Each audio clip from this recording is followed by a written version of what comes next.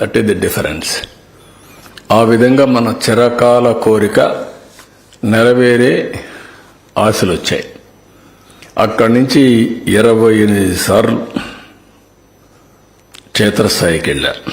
82 సార్లు వర్చువల్గా సోమవారాన్ని పోలవరంగా చేసుకున్నాం. అదొక ప్యాషన్. ఒక మాటలో చెప్పాలంటే అది ఒక అబ్సెషన్. పోలవరం అనేది ఎట్టి పరిస్థితుల్లో కంప్లీట్ చేయాలి. పోలవరం ఆంధ్రప్రదేశ్ రాష్ట్రానికి ఒక వరం. ఇది కంప్లీట్ చేసి జాతికి అంకితం చేస్తే జాతి బాగుపడుతుందనే ధ్యేయంతో రాత్రింబగళ్ళు పనిచేశాం. 72% పనులు పూర్తి చేశాం.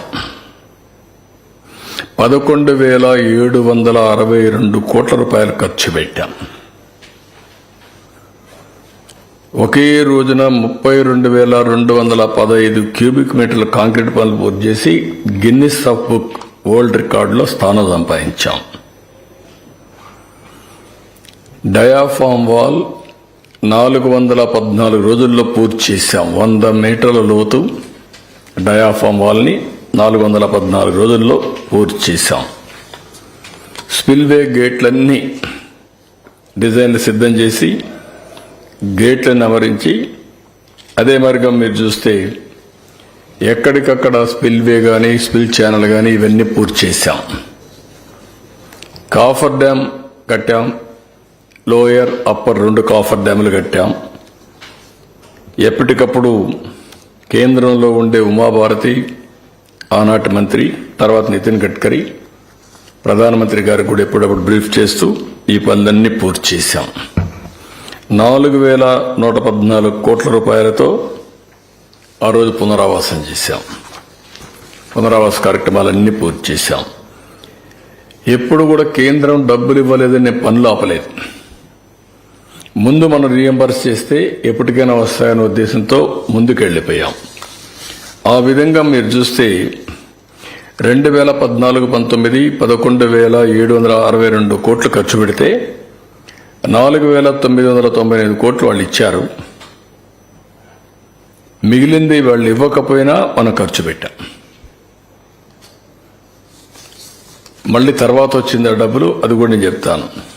ఈ విధంగా మొత్తం ప్రాజెక్ట్ని ఒక ఎట్టి పరిస్థితిలో ఈ ప్రాజెక్టు పూర్తి చేయాలి అనే తపన, ఒక డిటర్మినేషన్తో ప్రభుత్వం ముందుకెళ్ళాం. అయితే 2019 గవర్నమెంట్ మారింది. మళ్ళా ఆ ప్రాజెక్టుకి శనిగ్రహం దాపరించింది. బాధ, ఆవేదన, కసి ఒకసారి కొన్ని రోజులు డైజెస్ట్ చేసుకొని కూడా చేసుకోలేం. ఎందుకంటే మీరు చూస్తే 82 సార్లు నేను నెలవారీగా హైదరాబాద్లో ఒకప్పుడు సర్ప్రైజ్ ఇన్స్పెక్షన్స్ 75 సార్లు వెళ్ళాను. ఈరోజు ఆ సిటీ అమారుగా ఉందంటే 75 సార్లు చరిత్రలో ఏ ముఖ్యమంత్రి క్షేత్రస్థాయి పరిశీలనకు పోయి ఉండరు. బస్సులో వెళ్ళడం, తిరగడం, బస్సులో ఇన్స్ట్రక్షన్స్ ఇవ్వడం, అక్కడి నుంచి సెక్రటరీకి పోవడం, అవన్నీ చేసి డెవలప్ చేశాం. అదే మరి 82 సార్లు వర్చువల్గా చేసి 28 సార్లు నేను ఇది చేసి ఒకసారి పండుగ కూడా దీపావళి పండుగ ఏదో ఉంది. ఆ రోజు నేను అమెరికాకు పోతూ గడ్కర్ని నాగ్పూర్లో కలిసి ఆ రోజు కూడా ఆయన ట్రబుల్లో పెట్టి ఈ ప్రాజెక్ట్ గురించి మాట్లాడి వెళ్ళాను. నేను ఆ రోజు ప్రాజెక్టులో వాళ్ళు కొన్ని విషయాలు చెప్తే నేను చదువుకొని రాత్రంతా మా సెక్రటరీలు అందరం చదివించి నేనే హైకోర్టులో సుప్రీంకోర్టులో లాయర్ మారిగా వాళ్ళ దగ్గర ఆర్గ్యూ చేశాను. వర్డ్ టు వర్డ్ మీరు చెప్పండి, మీరు అంటున్నారు ఇది సెంట్రల్ ప్రాజెక్ట్ కాకపోతే ఏమవుతుందని కూడా ఆర్గ్యూ చేశాను. వాళ్ళు కన్విన్స్ అయ్యారు. అంత ఇదిగా చేసిన ప్రాజెక్ట్ని విలువ తెలియని వ్యక్తులు వస్తే ఏ విధంగా ఉంటుందో అదే జరిగింది. విలువ తెలియాలి, వాల్యూ అది ప్రాజెక్ట్. ప్రజలకు ఏం కావాలో తెలియాల్సిన అవసరం ఉంది. విలువ తెలియని వ్యక్తులు మీరు చూసినప్పుడు నేరుగా సైట్లో very crucial small work, coffer dam కొంత పూడ్చాలి. అండర్స్టాండింగ్ ఇంజనీర్స్, అప్పుడుండే service provider, contractor before rainy సీజన్లో అది పూర్తి చేసేసరికి ప్లానింగ్, ఎగ్జిక్యూషన్ ఎవ్రీథింగ్ కంప్లీట్ చేశాం.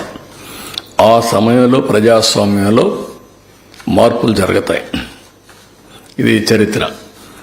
ఆ మార్పు ఎంతవరకు పోయిందంటే ప్రమాణ స్వీకారం చేసిన తొలి రోజునే పోలవరం పనులు నిలిపేమన్నారు. Can you imagine? నేను ఆ రోజు ప్రమాణ స్వీకారం చేసిన తొలి రోజునే 7 మండలాలు ఇస్తే తప్ప నేను ప్రమాణ స్వీకారం చేయనని చెప్పాను. అది నా దూరదృష్టి. ఆ 7 మండలాలు ఇవ్వకపోతే ఏమవుతుంది? జూన్ 2వ తారీఖున 2 రాష్ట్రాలుగా ఏర్పడతాయి. ఏ పని కావాలన్నా, 1 ఇంచ్ ఇది కావాలన్నా మళ్ళా ఆ రాష్ట్ర అనుమతి క్యాబినెట్లో కానీ అసెంబ్లీలో పెడితేనే అవుతుంది 2 రాష్ట్రాలు వచ్చినప్పుడు. అలాంటిది ఫస్ట్ టైం తీసుకొచ్చాం.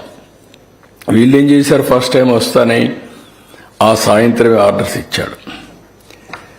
సైట్లో కూడా నిర్మాణ సంస్థ ఉండకూడదని జూలై 29, 2019 నోటీసులు జారీ చేశారు. అంటే సైట్లో కూడా ఉండకూడదని వెళ్ళిపో, ఇక్కడి నుంచి మొత్తం మూటముల్లి తద్దుకొని వెళ్ళిపోమని చెప్పి తరివేశారు. అక్కడి నుంచి ఆఫీసర్ని షిఫ్ట్ చేసేశారు. ఎవ్వడూ లేనటువంటి అనాథగా ప్రాజెక్ట్ని తయారు చేశారు. అంటే గర్వమా, పొగురా, లేకపోతే మనిషికి అహంభావమా, లేకపోతే చేతగాంతనమా, లేదంటే పిచ్చితనమా, ఏదైనా నచ్చు మనం. దాని పర్యవసానం మనం చూసినప్పుడు ఇవన్నీ చేసి 2 సీజన్స్ ఏమీ పట్టించుకోవాలి. 15 నెలలు ఒక మేజర్ ప్రాజెక్ట్ ఇది. 50 లక్షల క్యూసెక్స్ ఆఫ్ వాటర్కి అంటే 500 టీఎంసీ ఆఫ్ వాటర్ వస్తుంది. కాబట్టి 500 టీఎంసీ నీళ్లు సముద్రంలోకి పోవడానికి సర్ప్లస్ వైర్ కానీ, స్లూయిస్ కానీ, అవుట్ఫ్లో కానీ ఇవన్నీ నిర్మాణం చేసాం. దానికి ఇండియాలో ఏ ప్రాజెక్టు లేదు. వెలాసిటీ కూడా ఇంత పెద్ద ఎత్తున నీళ్లు వచ్చే ప్రాజెక్ట్ ఏది ఉండదు. అలాంటి ప్రాజెక్ట్ని అనాథన చేసి, ఎవడు లేకుండా చేసి, రివర్స్ టెండర్ని ఒక ఆనందం, పైశాచిక ఆనందాన్ని పొందారు. మే 19 నుంచి 20 అక్టోబర్ వరకు ప్రాజెక్టుకి దిక్కు ముక్కు ఏమీ లేదు, గాలి కుదిలి పెట్టేశారు. దీంతో ఆగస్టు 20 అక్టోబర్లో వర్షాలు వచ్చాయి. ఏదైతే ఆ కాఫర్ డ్యామ్ పూర్చుంటే అక్కడి నుంచి నీళ్లు వెళ్ళిపోయేటివి. ప్రొటెక్ట్ చేసుంటే ఈ డ్యామేజ్ వచ్చేది కాదు. 2021కి ప్రాజెక్టు పూర్తి అయిపోయి ఉండాలి. అలాంటి ప్రాజెక్టుకు ఆ నీళ్లు రావడం, సుడులు తిరగడం, 20 అడుగులు కిందికి వెళ్ళిపోవడం, డయాఫామ్ వాల్ డిస్టర్బ్ చేయడం, కాఫర్ డ్యామ్ డిస్టర్బ్ చేయడం. కాఫర్ డ్యాంలో కూడా జెట్ డ్రౌటింగ్ ఉంది, అది కూడా డిస్టర్బ్ కావడం. గ్యాప్ 1 అది కొట్టుకొని వెళ్ళిపోవడం 100 మీటర్లు. చరిత్రలో ఎప్పుడూ రానటువంటి నష్టం జరిగింది.